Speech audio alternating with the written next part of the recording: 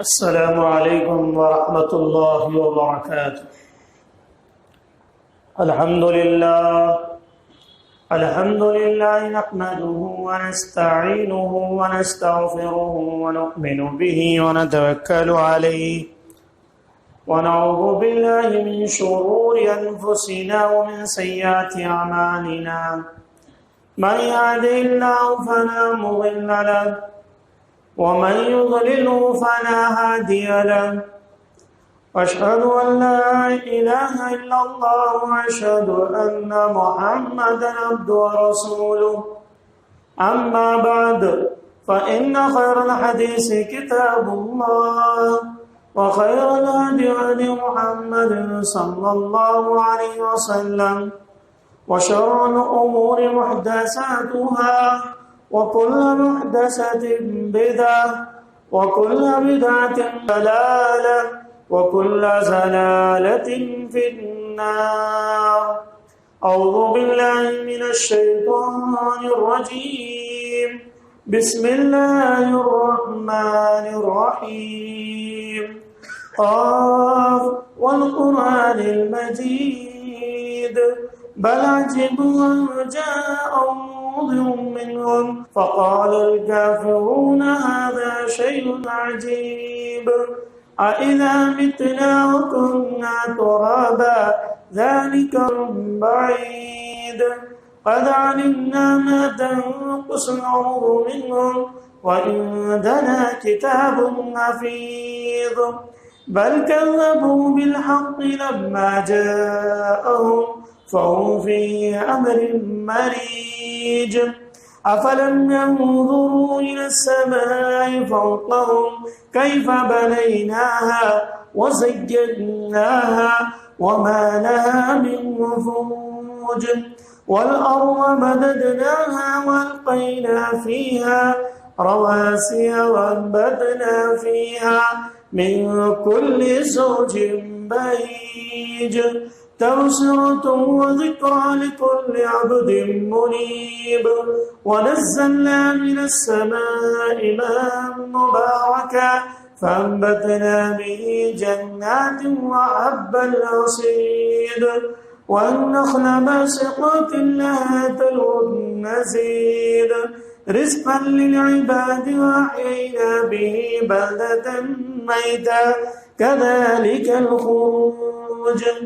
كذبت قبلهم قوم نوح وأصحاب الرس وثمود وعاد وفرعون وإخوان لوط وأصحاب الأيكة وقوم تبع كل كذب الرسل فحق وعيد. أفعينا بالخلق الأول بل هم في لبس من خلق جديد. قال الله تبارك وتعالى في القرآن الكريم إنا نحن نزلنا الذكر وإنا له لحافظون. سورة الحجر آیت نمبر 9. تمام طرح کی تعریفیں حمد و ثنا بڑائی و کبریائی اس اللہ رب العالمین کے لیے لائق و زیبا ہے جو تمام جہانوں کا پالنہار ہے. اس اللہ رب العالمین کا لاکھ لاکھ شکر احسان ہے کہ اللہ رب العالمین نے مجھے اور آپ کو حضرت انسان پیدا کیا اور اس کا ہم پر اتنا بڑا احسان ہوا کہ انسان پیدا کرنے کے بعد اللہ نے ہمیں مسلمان پیدا کیا اور انہی مسلمانوں میں کئی ایک ماننے والے جو غیر اللہ کی پرستش کرتے ہوئے زندگی گزارتے ہیں اور کتاب و سنت سے دور ان کی زندگی گزر رہی ہوتی ہے. ان لوگوں میں رہتے ہوئے بھی اللہ نے مجھے اور آپ کو کتاب و سنت کے ماننے والے گھرانوں میں پیدا فرمایا. یہ اللہ کا مجھ پر اور آپ پر بہت بڑا احسان ہے. دعا کریں کہ اللہ رب العالمین مرتے دم تک دین پر ثابت قدم رہنے کی توفیق عطا فرمائے. اسلام کی تعلیمات کو اپنی زندگی میں نافذ کرنے کی توفیق عطا فرمائے. یہ چھوٹی سی حمد و ثنا کے بعد درود و سلام کا نزول ہو جیو میرے اور آپ کے آخری نبی آمینہ کے لال مدینہ کے سردار جناب محمد الرسول اللہ صلی اللہ علیہ وسلم پر اس نبی اقدس مقدس پر جس نبی اکرم صلی اللہ علیہ وسلم نے اس بھٹکتی ہوئی اس گمراہ قوم کو سیدھی راہ پر لانے کے لیے دن کو دن نہ سمجھا، رات کو رات نہ سمجھا، بلکہ اپنی پوری زندگی اس امت کے لیے صرف کر دی۔ اس نبی پر درود و سلام کا نزول ہو جیو جس نبی اکرم صلی اللہ علیہ وسلم کی زندگی اس امت کے لیے ایک نمونہ ہے۔ اس نبی پر درود و سلام کا نزول ہو جیو جس نبی کی زبان سے نکلنے والا ایک ایک لفظ اس امت کے لیے کامیابی کا ضامن ہے۔ اس نبی پر درود و سلام کا نزول ہو جیو جس نبی اکرم صلی اللہ علیہ وسلم نے جو اللہ نے ان پر کتاب نازل کی، 23 سالہ دور میں جو بھی قرآن کی آیتیں نازل ہوتی رہی، ان آیتوں کو ہو بہو جس طریقے سے ساتوں آسمان سے نازل ہوتا رہا وہی قرآن امت کے سامنے پیش کیا۔ اس نبی پر درود و سلام کا نزول ہو جیو۔ اللہم صلی علی محمد وعلی آل محمد کما صلیت علی ابراہیم وعلی آل ابراہیم انکا حمید مجید۔ اللہم بارک علی محمد وعلی آل محمد کما بارکت علی ابراہیم وعلی آل ابراہیم انکا حمید مجید۔ محترم سامعین اور سامعات، پردہ نشین ماں اور بہنوں اور نوجوان بھائیوں، چھوٹے بچوں، میں نے آپ حضرات کے سامنے قرآن کریم کی سورہ حجر کی آیت نمبر 9 میں نے آپ کے سامنے پڑھی ہے۔ یہ آیت کریمہ مجھے اور آپ کو اس بات کا پیغام دیتی ہے کہ لوگوں، جو آپ کی زندگی میں آپ کے ہاتھوں میں جو قرآن کریم موجود ہے، یہ قرآن کریم اللہ رب العالمین کی طرف سے نازل کردہ قرآن کریم ہے، اور یہ وہ کتاب ہے جس کتاب کا ایک ایک لفظ اللہ رب العالمین کی طرف سے نازل کردہ ہے۔ اور یہ قرآن کریم وہ کتاب ہے جس کتاب کی ایک بھی آیت ایسی نہیں ہے کہ جس کے اندر کوئی تردید ہو، جس کے اندر کوئی تحریف ہو، جس کے اندر کوئی چینجز ہو، جس کے اندر کوئی شک و شبہ پیدا کرنے والی چیز ہو۔ اسی لیے میں نے آپ کے سامنے سوچا کہ آپ کے سامنے قرآن کی وہ چیزیں جو آج امت محمدیہ کے اندر پنپنے والے فتنوں میں سے سب سے بڑا فتنہ ایک یہ فتنہ ہے کہ ایک مسلمان جو اپنے آپ کو مسلمان کہتا ہے حالانکہ وہ مسلمان نہیں ہے، اور وہ یہ دعویٰ کرتا ہے کہ یہ قرآن کریم جو ہے اس کے اندر کئی چیزیں ایسی ہیں جو اپنی منمانی سے داخل کی گئی ہیں۔ تو آج مجھے جس موضوع پر آپ کے سامنے بات کرنی ہے وہ ہے وسیم رضوی رافضی شیعہ کی شرارتیں۔ آج امت محمدیہ کے اندر آپ کئی ایک مسائل سے دوچار ہو رہے ہیں۔ ہماری اور آپ کی زندگی میں کئی ایک ایسے فتنے نمودار ہو رہے ہیں کہ جو آئے دن پورے خلیجی ممالک کے اندر نئے نئے ناموں سے فتنے پیدا ہوتے ہیں۔ انہی فتنوں میں سب سے بڑا فتنہ اگر کوئی ہے اس دور کا اور اس حالیہ ایام کا، جو سب سے بڑا فتنہ یہ ہے کہ اللہ رب العالمین کی قرآن کو جھٹلا دیا جائے، اللہ رب العالمین کے قرآن میں بے جا شک و شبہ پیدا کیا جائے، اللہ کی قرآن کی تعلیمات کو پسے پٹ ڈال دیا جائے، اللہ کے احکامات کو ڈاٹ فل قرار دے دیا جائے، نعوذ باللہ۔ اور آپ کو معلوم ہے 11 تاریخ جو پچھلا جمعہ گزرا، اس دن 11 تاریخ کی رات میں ایک شخص نے کیا کیا جس کا نام وسیم رضوی ہے۔ سوشل میڈیا کے اندر پوری دنیا کے اندر اس پر لعنتیں بھیجی جا رہی ہیں۔ اس نے یہ دعویٰ پیش کیا کہ یہ قرآن مجید کو میں تو مانتا ہوں، لیکن مجھے اس بات پر اعتراض ہے کہ قرآن کریم کی 26 آیتیں 26 آیتیں ایسی ہیں جو قرآن کریم سے نکال دینی چاہیے۔ اس نے کیا کر دیا؟ پی آئی ایل داخل کرا دیا سپریم کورٹ کے اندر۔ اس نے پی آئی ایل داخل کیا کہ قرآن کریم سے 26 آیتوں کو نکال دیا جائے، نعوذ باللہ۔ اور اس کا دعویٰ اس بات پر تھا، سوشل میڈیا کے اندر پوری دنیا کے سامنے اس نے یہ بات کہی کہ قرآن کریم کے اندر جو آیتیں لکھی گئی تھی، جو آیتیں اس کے اندر داخل کی گئی، وہ 3 لوگوں نے داخل کی۔ کیا کہا اس نے قرآن کی حرمت تو کی ہی، قرآن کی مخالفت تو کی ہی، اللہ کی کتاب کی اس نے نافرمانی کی، اللہ کی کتاب کی اس نے جو ہے غداری کی قرآن سے۔ اس نے کہا کہ اس میں اللہ کے نبی صلی اللہ علیہ وسلم پر جو آیتیں نازل ہوتی تھیں ان آیتوں کے اندر جو چیزیں رہتی تھیں وہ اللہ کے نبی لکھا دیا کرتے تھے. کبھی چمڑوں پر لکھا دیا جاتا, کبھی کسی درخت پر لکھا دیا جاتا, کبھی کسی پتے پر لکھا دیا جاتا, کبھی کسی پتھر پر قرآن کی آیتوں کو لکھ دیا جاتا تھا. اس کا دعویٰ یہ ہے کہ اللہ کے نبی کے مرنے کے بعد حضرت ابو بکر صدیق رضی اللہ عنہ, حضرت عمر رضی اللہ عنہ, حضرت عثمان بن عفان رضی اللہ عنہ, اس نے دعویٰ کیا کہ ان تینوں نے مل کر قرآن مجید کے اندر کئی چیزیں ایڈ کر دی اپنی طرف سے. اور جبکہ اہل سنت والجماعت کا یہ عقیدہ, جبکہ ہمارا بچہ اس بات کو جانتا ہے کہ قرآن کریم وہ کتاب ہے جو اللہ رب العالمین کی طرف سے نازل کرتا ہے, اور وہ کوئی ایک ایسی کتاب نہیں تھی کہ آسمانوں سے سیدھے ڈائریکٹ اللہ کے نبی کے ہاتھ میں آ گئی, بلکہ 23 سالہ دور لگ گیا اس قرآن کریم کو نازل کرنے میں. پورا مکی دور اللہ کے نبی کا 13 سالہ دور, پھر اس کے بعد اللہ کے نبی کا 10 سالہ مدنی دور, یہ 23 ایئرس کے اندر پورے قرآن کریم کو نازل کیا گیا. جیسے جیسے ضرورت پڑتی گئی, جیسے جیسے وقت گزرتا گیا, جو موقع محل ہوتا, جب جس چیز کی ضرورت ہوتی, دیکھتے اللہ کے نبی صلی اللہ علیہ وسلم کہ اس امت کو فلاں چیزوں کی ضرورت ہے, فلاں مسائل کی ضرورت ہے, فلاں صلاۃ کے مسائل کی ضرورت ہے, زکوٰۃ کے مسائل کی ضرورت ہے. اللہ رب العالمین انہی ضرورتوں کے حساب سے قرآن کریم نازل کرتا تھا, انہی ضرورتوں کے حساب سے قرآن کریم نازل کرتا تھا.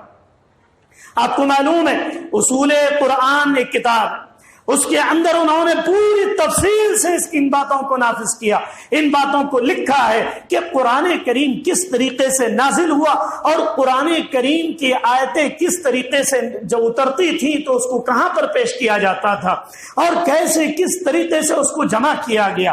اور یہ بات تو مسلم ہے کہ حضرت عثمان بن عفان رضی اللہ عنہ کے دور میں قرآن کریم کو مصحف کی شکل دی گئی, حضرت عثمان کے دور میں قرآن کریم کو مصحف کی شکل دی گئی, لیکن اللہ کے نبی کی دور میں جو قرآن نازل ہوا وہی قرآن تھا, بس اسے ایک جگہ اکٹھا جمع کر دیا گیا, ایک جگہ اکٹھا جمع کیا گیا.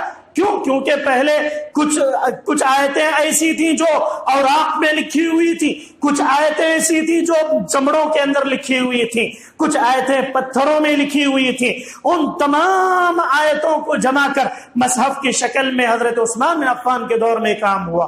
لیکن اس نے دعویٰ یہ کیا کہ قرآن کریم کی آیتیں جو اللہ کی طرف سے نازل کی گئی ہیں ان میں سے 26 آیتیں ایسی ہیں جو ان تینوں نے نعوذ باللہ, اس نے الزام لگایا کہ ان تینوں نے اپنی طرف سے نافذ کیا, اپنی طرف سے قرآن میں ایڈ کیا. اور اس کا دعویٰ کیا؟ دیکھیے PIL جو اس نے داخل کیا, اس نے اس بات کو سامنے رکھا کہ میں یہ دعویٰ اس لیے کر رہا ہوں, میں سپریم کورٹ میں قرآن سے آیتیں نکالنے کی بات اس لیے کر رہا ہوں تاکہ امت کے درمیان دہشت گردی نہ ہو. جھوٹ بولا بھی تو کیسے کہ امت کے درمیان جھوٹ اس طریقے سے اس نے بات کہی کہ دہشت گردی نہ ہو, اس لیے 26 آیتیں نکال دی جائیں. اس کا دعویٰ یہ ہے کہ یہ 26 آیتیں ایک ٹیررسٹ کو پیدا کرتی ہیں, یہ 26 آیتیں دہشت گردی کو پیدا کرتی ہیں, نعوذ باللہ. اس نے یہ سپریم کورٹ کے اندر کیس کر دیا, اور اس نے ایک شرط یہ لگائی کہ پورے ہندوستان سے اور کئی جو مسالک کے علماء, چاہے وہ اہل حدیث کے علماء, چاہے سنی علماء, چاہے کسی بھی مکتب فکر کے علماء, وہ میرے اس دعوے کو غلط ثابت کر کے دکھلائیں. اس نے یہ دعویٰ پیش کیا, اور سپریم کورٹ تک یہ کیس جب پہنچا تو سپریم کورٹ نے اس مسئلے کو اتنی گمبھیرتی سے لیا کہ اس کو سوشل میڈیا کے اندر عام کر دیا گیا, اور چھوٹے چھوٹے بچوں کے ذہنوں میں باتیں ڈال دی گئی کہ قرآن کریم میں بھی ایسی آیتیں ہیں جو نکالی جانی چاہیے, جو دہشت گردی کی بات کرتی ہیں, جو دین کے اندر دہشت گرد پیدا کرتی ہیں, نعوذ باللہ. اور آپ حضرات کو معلوم ہے یہ قرآن کریم وہ کتاب ہے, اللہ رب العالمین نے جب انسان سے اس بات کا مطالبہ کیا کہ تم اس قرآن کی حفاظت کے لیے تیار ہو, تو انسان نے کیا کہا کہ اے اللہ, ہم اس بھاری بھرکم بوجھ کو اپنے پیٹھ تلے نہیں اٹھا سکتے, اے اللہ ہم اس بوجھ کو نہیں اٹھا سکتے، لیکن انسانوں نے اس بات کا دعویٰ کیا کہ اللہ اس کی جو تعلیمات ہوں گی اس پہ ہم عمل کرنے کی کوشش کریں گے، عمل کرنے کی کوشش کریں گے۔ وہی پہاڑوں پر نازل کیا گیا قرآن کریم، پہاڑوں سے یہ بات کا مطالبہ کیا گیا کہ تم اس کی ذمہ داری لوگے۔ پہاڑوں نے کہا کہ ہم اس کی ذمہ داری نہیں لے سکتے۔ انسان نے کہا کہ ہم عمل کی ذمہ داری لیتے ہیں، ہم اس کے مطابق چلنے کی کوشش کریں گے۔ ہم وعدہ کرتے ہیں الست بربکم قالوا بلا شہیدنا، اللہ ہم اس بات کا وعدہ کرتے ہیں کہ تو ہی ہمارا رب ہے، تو جیسے کہے گا ہم ویسے چلیں گے۔ یہ میں اور آپ ہر ایک نے اللہ سے وعدہ کیا۔ اللہ نے کیا کہا کہ قرآن اتارنا میری ذمہ داری ہے، انا نحن نزلنا الذکر وانا لہ لحافظون، قرآن ہم ہی اتاریں گے اور ہم ہی نے اتارا ہے اور ہم ہی اس کی حفاظت کریں گے۔ قرآن کی میری اور آپ کی حفاظت کرنے کی ضرورت نہیں ہے، بلکہ اللہ تعالیٰ خود اس کی حفاظت کرے گا۔ آپ یہ کوئی نیا مسئلہ نہیں ہے جو وسیم رضوی ملعون شیعہ رافضی اللہ رب العالمین سے جہنم رسید کرے، کیونکہ اس نے ایسی بات کہی۔ یہ کوئی نیا مسئلہ نہیں ہے، صرف اس نے ایک نے دعویٰ نہیں کیا، اس سے پہلے 1990 پر 5 کے اندر ایک شخص نے ہندوستان کے اندر یہ دعویٰ پیش کیا تھا کہ قرآن کریم جو ہے اس کے اندر کئی چیزیں غلط ہیں، نعوذ باللہ اس کو نکال دیا جائے، اور اس پر جو ہے سپریم کورٹ نے یہ فیصلہ دیا تھا کہ یہ بات جو ہے غلط ہے، ہم اس کو تسلیم نہیں کرتے۔ پھر اسی طریقے سے 2002 کے اندر اس RSS والوں نے ایک مقدمہ پیش کیا تھا کہ اس کے اندر وہ آیتیں ہیں جو سورہ توبہ کی آیت نمبر 5 جو مشہور ہے، ہمارے نوجوانوں کو بھی آیت معلوم ہونی چاہیے۔ ہندو انہی آیتوں کو سامنے رکھ کر مسلمانوں کو گمراہ کرتے ہیں، مسلمان نوجوانوں کو، مسلمان عورتوں کو، مسلمان قوم کے لوگوں کو گمراہ کرتے ہو۔ کون سی آیت؟ سورہ توبہ کی آیت نمبر 5۔ وہ آیت کیا ہے؟ فَإِذَا انْسَلَقَ الْأَشْهُرُ الْحُرُمُ فَاقْتُلُوا الْمُشْرِكِينَ حَيْثُ وَجَدتُّمُوهُمْ وَاحْصُرُوهُمْ وَاقْعُدُوا لَهُمْ كُلَّ مَرْصَدٍ فَإِن تَابُوا وَأَقَامُوا الصَّلَاةَ وَآتَوُا الزَّكَاةَ فَخَلُّوا سَبِيلَهُمْ۔ اللہ تعالیٰ نے اس آیت کریمہ کے اندر کیا کہا؟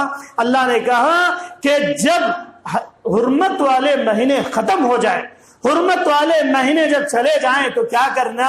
فَاقْتُلُوهُمْ حَيْثُ، انسانوں جب تم اس بات کو جان لو کہ حرمت کے مہینے ختم ہو چکے ہیں تو تمہیں جہاں کہیں بھی مشرکین ملے ان کو قتل کر دو۔ وَاحْصُدُوهُمْ وَاقْتُلُوهُمْ، ان کو قتل کر دو، ان کو گھیر لو، ان کو قید میں کر لو۔ یہ بات کب کہی گئی؟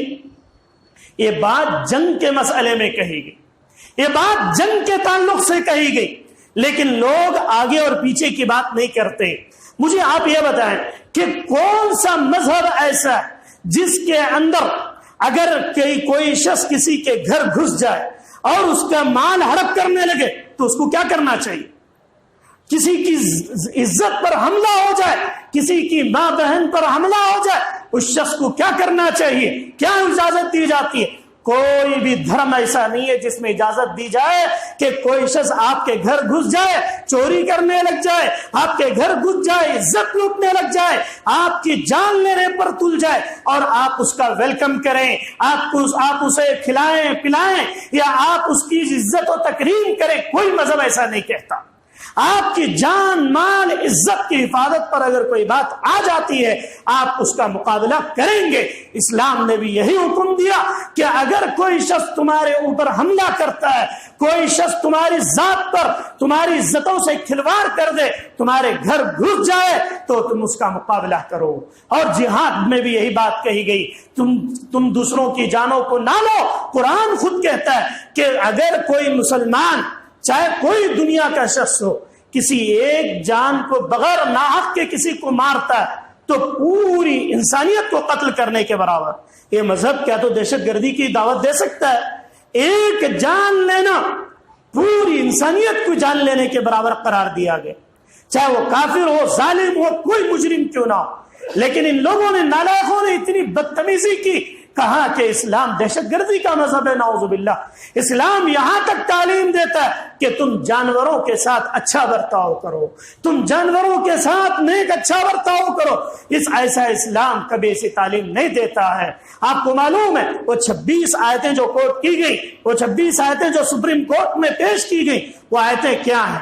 وہ آیتیں آج بھی فیس بک کے اندر، ٹویٹر کے اندر وہ 26 آیتیں موجود ہیں، ان آیتوں کے اندر جو حکم ہے وہ جہاد کے تعلق سے، جہاد کے مسائل پیش کیے گئے۔ آپ قرآن کریم اس وسیم رضوی نالائق وہ رافضی شیعہ، آپ حضرات تعجب کریں گے کہ جو شیعہ ہوتے ہیں پوری دنیا کے اندر سب سے غلیظ قوم اگر کوئی ہے تو وہ شیعہ، اور اس میں اس سے بھی بڑھ کر جو ظالم ہے وہ لوگ رافضی کہلاتے ہیں۔ ان کا کیا کہنا ہے؟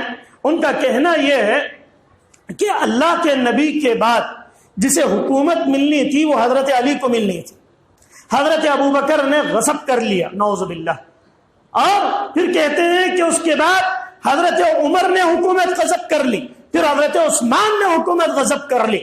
سیاسی مسائل اسلام کے اندر پیش کیے گئے، جس طریقے سے آپ دیکھیں گے ہر چیز اسلام پیش کرتا ہے۔ قرآن کریم کا مطالعہ نہیں کرتے، قرآن کریم کو پڑھنے کی کوشش نہیں کرتے، تو ان نالائقوں کو کہاں تک بات معلوم ہوگی، جبکہ وہ ایک اسٹیٹ کا، یو پی اسٹیٹ وقف بورڈ کا سابق چیئرمین رہ چکا ہے، یو پی وقف بورڈ کا سابق چیئرمین شیعہ وسیم رضوی ملعون رافضی شیعہ۔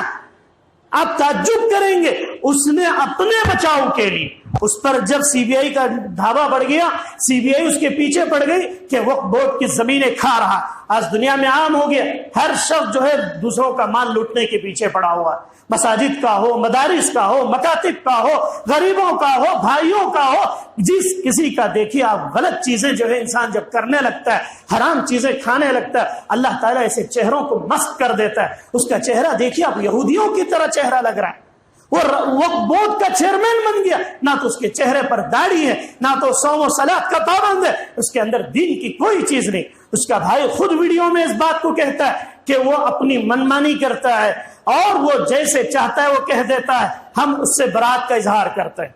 اس کے بھائی کا یہ ویڈیو موجود ہے آج بھی کہ اس کے گھر والوں نے اس سے ناتا توڑ دیا، کہا کہ اس نے قرآن کے خلاف اتنی بڑی بات کہہ دی اور پوری دنیا کے اندر اس پر لعنت بھیجی جا رہی ہے۔ اور یہ دیکھیے تعجب ہے، اس نے کیا سوچا؟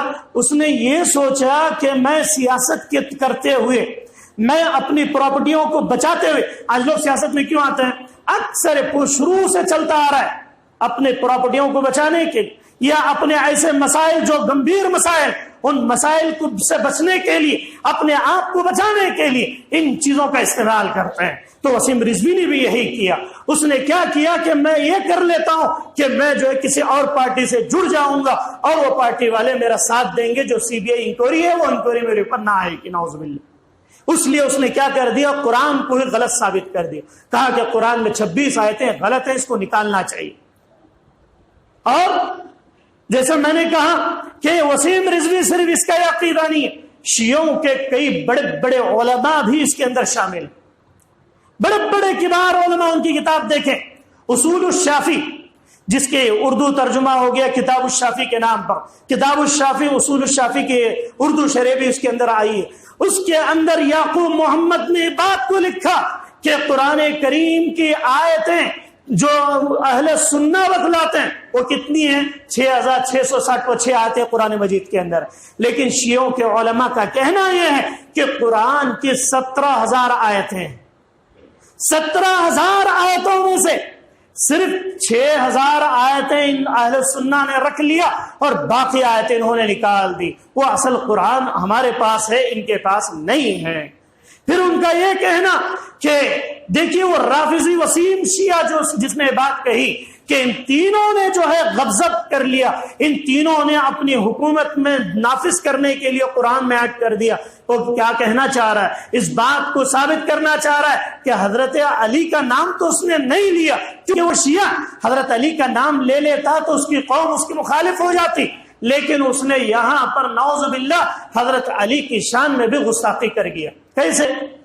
اگر وہ یہ کہتا ہے کہ ان تینوں اماموں نے، تینوں خلیفاؤں نے اگر قرآن کے اندر ایک نئی چیز داخل کر دی ہے تو اس کے بعد کا دور جس کا آیا وہ حضرت علی بن ابی طالب رضی اللہ عنہ، یا حضرت علی بن ابی طالب کو یا تو یہ بزدل کہنا چاہتا ہے، حضرت علی بن ابی طالب رضی اللہ عنہ کو یا تو یہ ایسا سمجھتا ہے کہ ان کے اندر کوئی اہمیت ہی نہیں تھی قرآن کی، نعوذ باللہ۔ وہ یہ کہتا ہے کہ تینوں نے داخل کیا، تو حضرت علی نے 5 سال 3 مہینے حکومت کی، اس حکومت کے پوری خلافت کے دور میں حضرت علی ایک مسلم خلیفہ، پوری دنیا کے مسلم کنٹریوں کا یہ خلیفہ جس کے ایک اشارے پر لاکھوں کی گردنیں اڑ سکتی ہیں، ایک اشارے پر پورا ملک یہ کیا جا سکتا ہے، تو کیا حضرت علی کے دور میں جب یہ چیزیں آ چکی تھیں تو کیوں انہوں نے اس کو نہیں روکا؟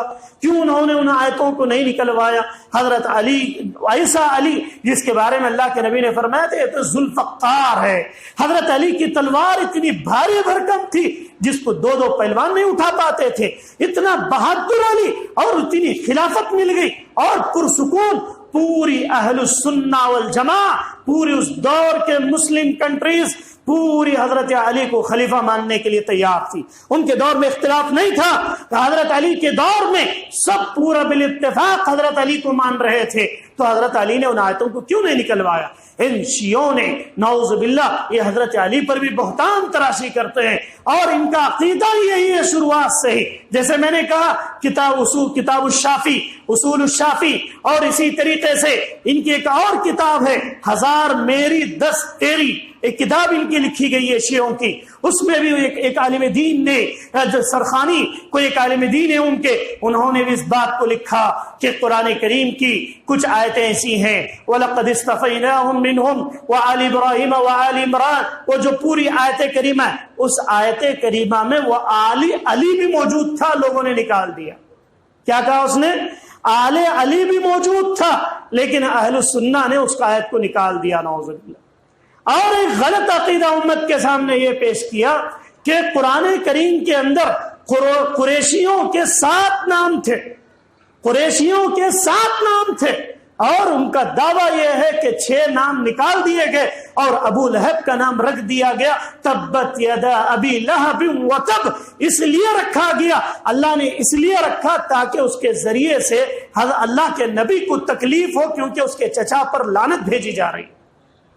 شیعوں نے یہ عقیدہ پیش کیا، اس کے ماننے والوں نے، اور یہ رضوی جو تھا اس نے اپنی انا کی وجہ سے، اپنے آپ کے بچاوے کی وجہ سے خود تو اپنی شیعہ جماعت سے ہی نکال دیا گیا، پھر اس کے بعد اس نے پوری دنیا کے اندر، اور جو پوری دنیا کے اندر مشہور ہونے کے لیے اس نے اس طرح کی حرکتیں کی ہیں، ایسی حرکتیں اس سے پہلے بھی ہو چکی ہیں، لیکن اللہ رب العالمین کا قرآن تو وہ ہے کہ جو پوری دنیا مل کر بھی اگر مٹانا چاہے تو اس قرآن کو نہیں مٹا سکتی ہے۔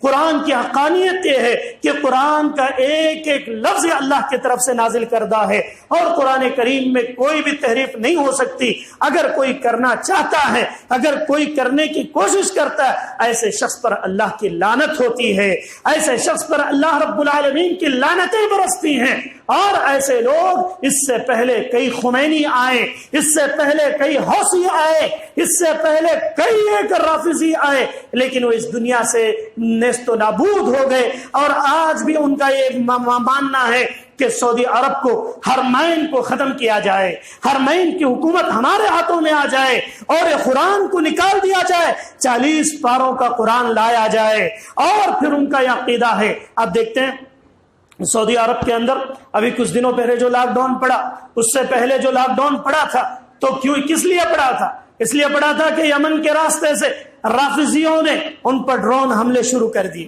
سعودی عرب پر کئی لوگوں کی نگاہیں۔ وجہ کیا ہے؟ وجہ یہ ہے کہ کتاب و سنت کو مٹا دیا جائے، اہل توحید کو ختم کر دیا جائے، اور پوری دنیا کے اندر رافضیت کو لایا جائے، پوری دنیا کے اندر شیعیت کو لایا جائے، پوری دنیا کے اندر اسلام سے دوری کر کے ان خوارج کو، ان یہودی نسل کو، ان کو جو ہے پیدا کیا جائے۔ اور وہ ان کا عقیدہ ہے کہ حرمین شریفین کو اس دنیا سے جو ہے نکال دیا جائے، اور وہ ہمارے کنٹرول میں، پوری دنیا ہمارے ماتحت گزرے۔ اسی لیے ایران بھی سعودی عرب کے پیچھے پڑا ہوا ہے، اور حوثی بھی اس کے پیچھے پڑے ہوئے ہیں، اور اسی طریقے سے الگ الگ نام پیدا کر کے سعودی عرب کے مخالفین پیدا ہو جاتے ہیں۔ پھر وہ دیکھتے ہیں کہ وہاں پر دال نہیں گلتی ہے، تو وہ یہ اپنے اپنے جو شوشے ہوتے ہیں ان کے چیلوں کے ذریعے سے پوری دنیا کے اندر ایسے نئے نئے مسئلے پیدا کرتے ہیں تاکہ لوگوں کے ذہن کنورٹ ہو جائیں، لوگوں کے ذہنوں میں خلل پڑ جائے، قرآن کے تعلق سے شبہات پیدا ہو جائے۔ لیکن ہمیں اپنے بچوں کو تعلیم دینا چاہیے، ہمیں اپنے بچوں کو سمجھانا چاہیے قرآن کریم اللہ کی طرف سے نازل کردہ ہے، قرآن کریم اللہ کی طرف سے اتارا گیا قرآن ہے، اس میں ایک لفظ بھی ہیرا پھیری نہیں کی جا سکتی۔ اگر کوئی کرتا ہے تو وہ کافر ہے، اگر کوئی کہتا ہے تو وہ کافر ہے، اگر کوئی مانتا ہے وہ بھی کافر ہے، اگر اس کے کفر پر کوئی شک کرتا ہے تو وہ شخص بھی کافر ہے۔ یہ اہل سنہ والجماع کا عقیدہ ہے۔ اللہ رب العالمین سے دعا گو کہ بار الہ کہنے والے کو کہنے سے زیادہ، سننے والوں کو سننے زیادہ عمل کی توفیق عطا فرما۔ اللہ سیاکاریوں سے بچنے کی توفیق عطا فرما، اللہ بدکاریوں سے بچنے کی توفیق عطا فرما۔ اللہ دنیا میں جہاں کہیں بھی ایسے شر پسند انسان پیدا ہو چکے ہیں، اللہ دین کے مخالف چیزیں کر رہے ہیں، اللہ تعالیٰ اگر ان کے حق میں ہدایت ہے تو ہدایت نصیب فرما، اللہ ورنہ اس دنیا سے انہیں نیست و نابود فرما۔ اے اللہ ان پر تیری لعنت برسے، اے اللہ پوری امت کی لعنت ان لوگوں پر برسا۔ اے اللہ جو تیرے دین کی مخالفت کرتے ہیں، تیرے قرآن کی مخالفت کرتے ہیں، کتاب و سنت کی مخالفت کرتے ہیں، بدعات و خرافات میں پڑے ہوئے ہیں، اے اللہ ان کو صحیح سمجھ عطا فرما۔ آمین۔ السلام علیکم ورحمۃ اللہ وبرکاتہ۔